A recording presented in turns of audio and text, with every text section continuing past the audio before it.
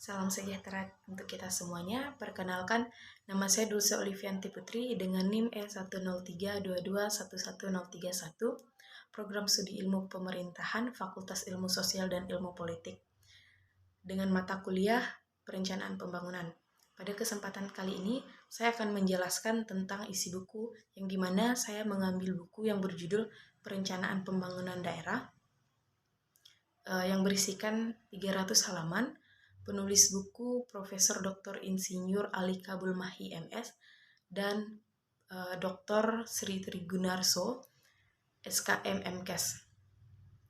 Pada kesempatan kali ini, dalam proses perencanaan pembangunan ada dua yang akan dibahas.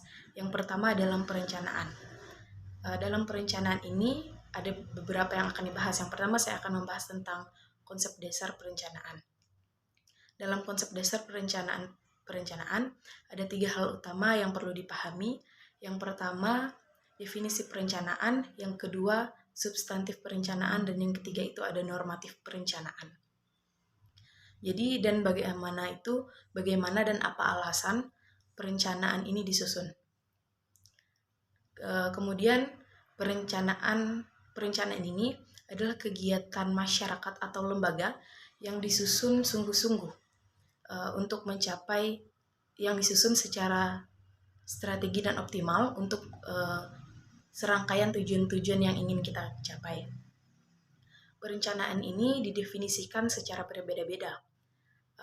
Secara sederhananya atau pengertian perencanaan ini itu adalah suatu cara yang rasional untuk mempersiapkan masa depan, yang dimana di sisi lain perencanaan itu adalah proses kita untuk menentukan apa yang ingin kita capai di masa yang akan datang.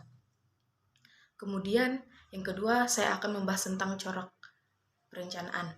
Dalam corak perencanaan ada beberapa bagian.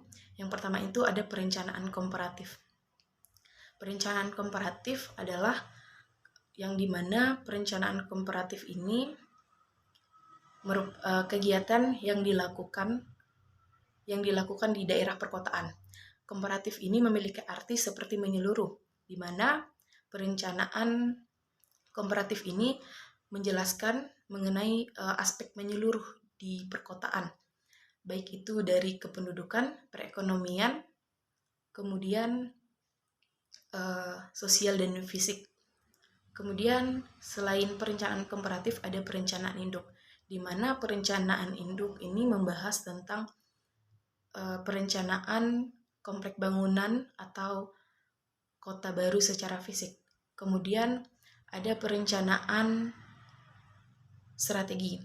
Perencanaan strategi lebih sering dilakukan perencanaan strategi ini dilakukan di bagian usaha atau militer. Kemudian ada perencanaan equity, di mana perencanaan equity ini lebih mendorong kepada kegiatan, dia lebih mempromosikan kegiatan yang lebih umum. Kemudian perencanaan equity ini dia lebih menentang ketidakadilan yang ada di perkotaan.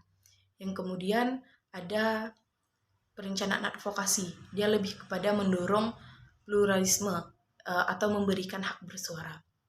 Kemudian saya akan menjelaskan tentang corak perencanaan pembangunan dan kaitannya dengan teori politik.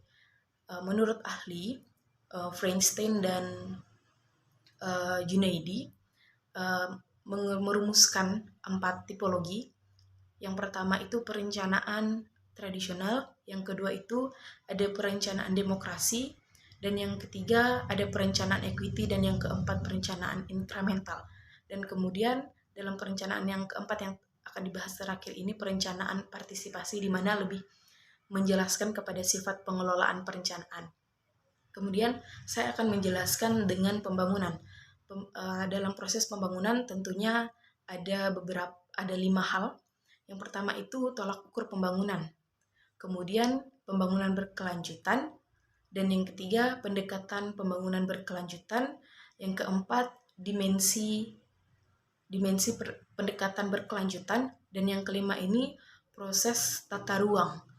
dalam perencanaan pembangunan kota. Dan yang kemudian saya akan membahas tentang proses dan dokumen perencanaan pembangunan daerah. Nah, yang pertama dalam proses perencanaan tentu memiliki tujuan dan manfaat. Dan yang kedua memiliki prinsip perencanaan, yang ketiga itu fungsi kritisnya apa, dan yang kelima itu dia memiliki siklus perencanaan, kemudian dan yang kelima itu proses penentuan pendekatan penentuan tata perencanaan dalam pembangunan. Dan yang kedua saya akan membahas tentang dokumen perencanaan.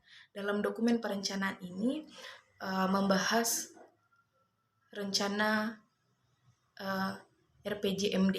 Ada 4. Yang pertama RPJMD.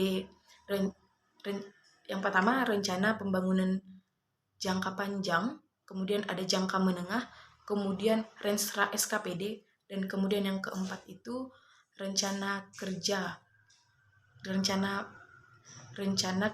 pemerintah daerah. Dan dalam buku ini juga membahas tentang penganggaran dana perencanaan pembangunan daerah. Jadi sekian dari saya. Mohon maaf jika ada kata saya yang salah. Akhir kata saya ucapkan terima kasih.